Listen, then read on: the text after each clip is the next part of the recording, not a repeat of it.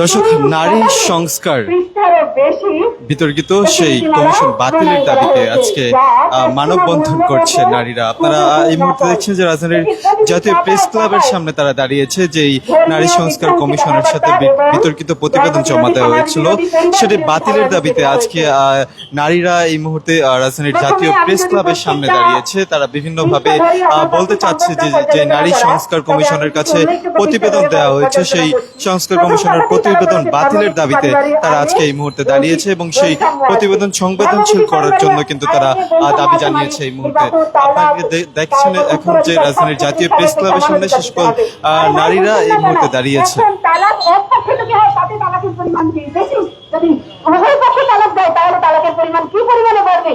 আমার চিন্তার বাইরে সেটা 26 নম্বর পৃষ্ঠা বলা হয়েছে ধর্মীয় গোষ্ঠী নারী উন্নয়নের পথের বাধা।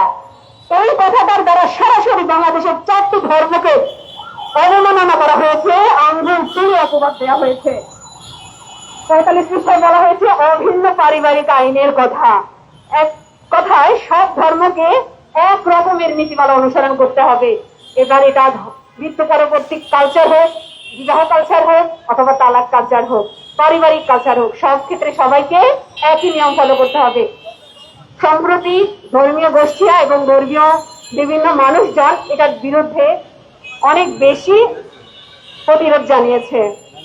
41 পৃষ্ঠায় বলা হয়েছে বিবাহ বিচ্ছেদের ক্ষেত্রে সম্পত্তির 50% সর্বাধিক হবে। তার মানে বৈবাহিক সম্পত্তির 50 ভাগ দিতে হবে যদি তালাক হয়ে যায়।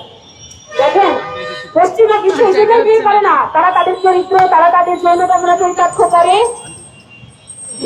ভিন্ন পন্থায়, বিবাহের পন্থায় নয়। তাদের পরিবারে নেই, তারা এই অস্বস্তিকর পরিবেশ থেকে, অস্বস্তিকর যন্ত্রণা থেকে বের হয়ে আসার জন্য ফাদার্স ডে, মাদার্স ডে পালন করে। আমরাও কি সেই দিকেই এগিয়ে যাচ্ছি? আমরা যেতে চাচ্ছি না, আমাদেরকে এগিয়ে নিয়ে যাচ্ছে। আসুন সবাই মিলে একসাথে প্রতিরোধ গড়ে তুলি এর বিরুদ্ধে। 74 পৃষ্ঠায় বলা হয়েছে বৈবাহিক ধর্ষণের কথা। আরে নারীর অনুমতি ছাড়া যদি নারীর সাথে মিলন করতে গেলে যদি অনুমতি নিতে হয়, তাহলে পুরুষের পকেট থেকে টাকা নিতে গেলেও তো তার অনুমতি লাগবে।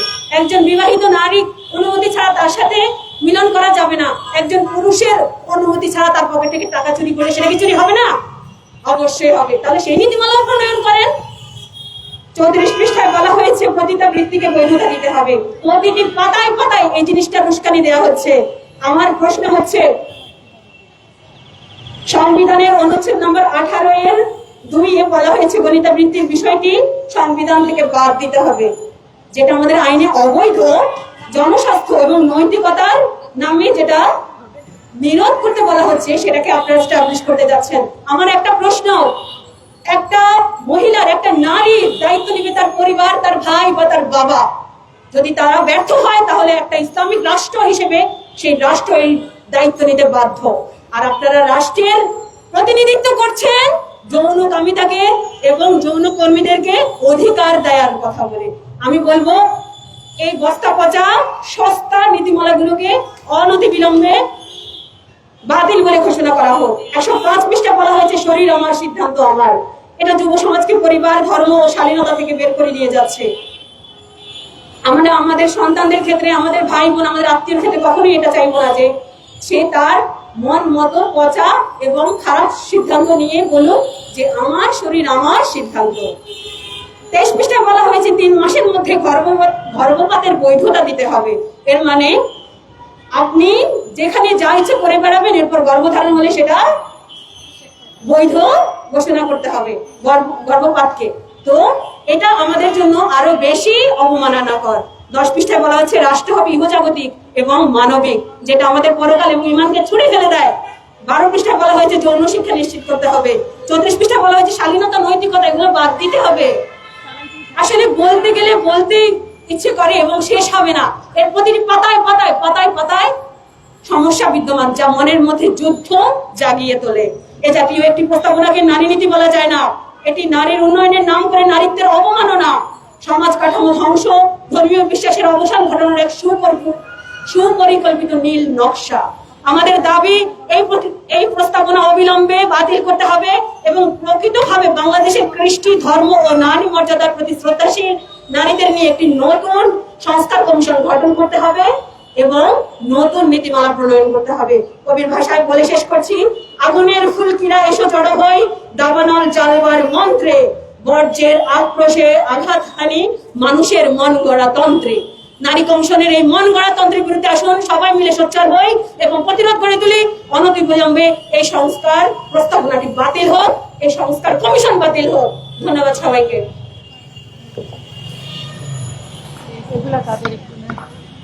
আমরা সম্মিলিত নারী প্রয়াসের পক্ষ থেকে দাবি জানাচ্ছি, নীতি ও নৈতিকতা ছাড়া কোনো সংস্কার হবে না।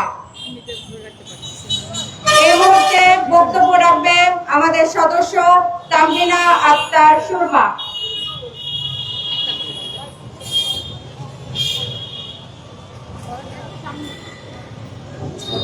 বিসমিল্লাহির রহমানির রহিম। সম্মিলিত নারী প্রয়াস কর্তৃক আয়োজিত আজকের মানববন্ধনে উপস্থিত সাংবাদিক ভাই ও বোনেরা এবং যারা আমাদের এই মানববন্ধনের সাথে সংহতি প্রকাশ করে আমাদের পাশে দাঁড়িয়েছেন, সবাইকে আন্তরিক অভিনন্দন ও সালাম। আসসালামু আলাইকুম ওয়া রাহমাতুল্লাহ। আপনারা ইতিমধ্যে জেনে থাকবেন, জুলাই বিপ্লবের মাঝে আমরা যে বাংলাদেশ পেয়েছি, এই বাংলাদেশের উপদেষ্টাগণ বিভিন্ন সংস্কার হাতে নিয়েছে। তারই ধারাবাহিকতায় বিভিন্ন সংস্কার বিষয়ক কমিশন গঠন করা হয়েছে এবং সেই কমিশনের একটি অংশ ছিল নারী সংস্কার বিষয়ক কমিশন। খুবই দুঃখজনক হলেও সত্য যে কোনো সংস্কার কমিশনের কোনো বিষয়ে এতটা বিতর্ক লক্ষ্য করা যায়নি যতটা বিতর্ক নারী সংস্কার বিষয়ক কমিটির যে সুপারিশ মালা তারা রিপোর্ট দিয়েছে, সেই কমিশনের রিপোর্টে আমরা দেখতে পাচ্ছি। এই বিতর্কের অবশ্যই কিছু যৌক্তিক কারণ আছে। আপনারা দেখে থাকবেন, নারী সংস্কার বিষয়ক কমিশন সার্বজনীন প্রতিনিধিত্ব করার যে যোগ্যতা সেটি হারিয়েছে।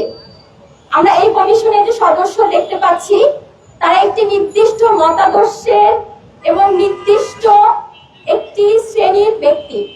এখানে সকল শ্রেণী পেশার, সকল মতাদর্শের এবং সকল ধর্মের প্রতিনিধিত্ব আমরা দেখতে পাইনি। সবচেয়ে অদ্ভুত বিষয় যে তরুণদের মাধ্যমে আমাদের নতুন বাংলাদেশ পেলাম, যাদের মাধ্যমে আমরা এই সংস্কার, দেশ সংস্কারের এই সুযোগ আমাদের সামনে এসেছে, সেই তরুণদের কোনো অংশগ্রহণ আমরা এই নারী বিষয়ক সংস্কার কমিশনে দেখতে পাইনি। এমনকি এই সংস্কার কমিশনের যে সুপারিশমালা পেশ করা হয়েছে, এখানে জুলাই বিপ্লবে অংশগ্রহণকারী নারীদের বিষয়ে কোনো সুপারিশ বা স্বীকৃতি আমরা এখানে দেখতে পাইনি। এটি আমাদের জন্য খুবই দুঃখজনক। সেজন্য আমরা বলতে চাই, এই সংস্কার কমিশন তার সার্বজনীন গ্রহণযোগ্যতা হারিয়েছে। যে কমিশন সকল মতাদর্শ এবং সকল শ্রেণী পেশার মানুষের ইচ্ছা এবং আকাঙ্ক্ষার প্রতিফলন হয়নি, তাকে আমরা কখনোই সার্বজনীন গ্রহণযোগ্য সংস্কার বলতে পারি না। দ্বিতীয়ত, আমি যে বিষয়ের দিকে দৃষ্টি আকর্ষণ করব, এই সংস্কার কমিশন যে সুপারিশমালা পেশ করেছে, কিছু কিছু বিষয় অবশ্যই তারা পজিটিভ বলার চেষ্টা করেছে, যেমন কর্মজীবী নারীদের জন্য ডে কেয়ার ব্যবস্থা, মাতৃত্বকালীন ছুটি, অন্যান্য কিছু বিষয় উঠে এসেছে। কিন্তু দুঃখজনক হলেও সত্য, এই ভালো কিছু বিষয় তাদের বিতর্কিত বিষয়ের জন্য কখনোই আলোর মুখ দেখবে না। কারণ তাদের বিতর্কের যে অংশগুলো এটা এত বেশি, এর আড়ালে আসলে এই ভালো দিকগুলো হারিয়ে যাবে। এবং আমার কাছে মনে হয়েছে তাদের এই বিতর্কিত বিষয়গুলোর কারণে নারীদের প্রকৃত যে সমস্যা তার সমাধানের পথকে তারা রুদ্ধ করে দিয়েছে। এবং এখানে যে উল্লেখিত বিষয়গুলো আপনারা দেখছেন, এখানে অনেক বেশি বিতর্কের সৃষ্টি করেছে। প্রথমত যদি আমরা বলি, তারা এখানে সম অধিকারের বিষয়ে বলেছে, অথচ আমরা জানি যে 90% মুসলিম নারী যে দেশে, সেখানে ইসলামী যে আইন, একজন মৃত ব্যক্তির সম্পত্তিতে তার পিতামাতা, তার সন্তান, তার বিধবা স্ত্রী যে সম্পত্তি পাবে, আমরা এখনো সেই অধিকার নিশ্চিত করতে পারিনি। সেখানে নতুন একটা ইস্যু তৈরি করে নারীর যে প্রাপ্য অধিকার, সেখান থেকেও নারীকে প্রকৃত অর্থে বঞ্চিত করা হয়েছে। আমাদের অবশ্যই মুসলিম আইন অনুযায়ী যে নারী প্রাপ্য অধিকার, প্রথমে সেই অধিকার নিশ্চিত করা প্রয়োজন ছিল। আমরা এখানে দেখেছি যে শিরিন পারভীন হক বলেছেন তিনি ধর্মকে পুরোপুরি উপেক্ষিত করেছেন, এবং একটি প্রশ্নের জবাবে তিনি এটিও বলেছেন যে প্রত্যেকে যার যার মূল্যবোধ অনুযায়ী আইন প্রণয়ন করতে পারে, যারা কোনো ধর্মের অনুসারী না বা কোনো মতাদর্শের অনুসারী না তাদেরকে নিয়েই তিনি এই সংস্কার প্রস্তাবনা দিয়েছেন। আমার প্রশ্ন, এই সংখ্যা আমাদের দেশে কত %? তার কোনো সঠিক পরিসংখ্যানও তারা সংস্কার কমিশনের সুপারিশ মালায় দিতে পারেনি।